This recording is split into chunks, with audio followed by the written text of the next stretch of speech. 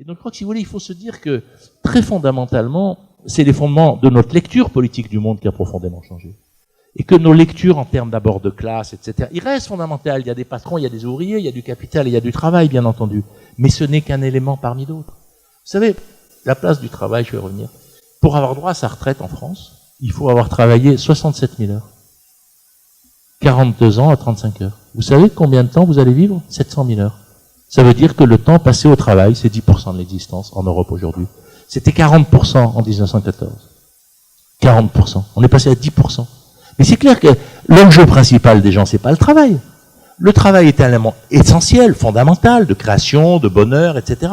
Et le temps passé au travail, il est très concentré, entre 24 et 59 ans en réalité, sur une période assez courte.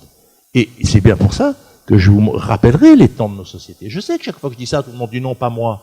Mais si, pas moi, moi aussi. On est dans un bouleversement des équilibres des temps et de la durée du travail. La durée du travail légale en 1914, c'était 200 000 heures, je vous rappelle.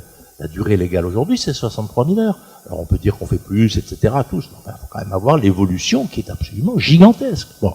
Et je me permettrai, dans cette auguste maison, de vous rappeler Karl Marx. Qui a écrit « On mesure la qualité d'une société à la qualité de ses temps libres et pas à la qualité de sa production ». C'est quand même Karl Marx.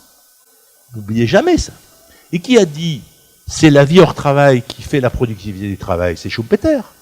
Donc je veux dire que la question, elle n'est pas de minorer le travail, elle est de comprendre le lien entre travail et non-travail.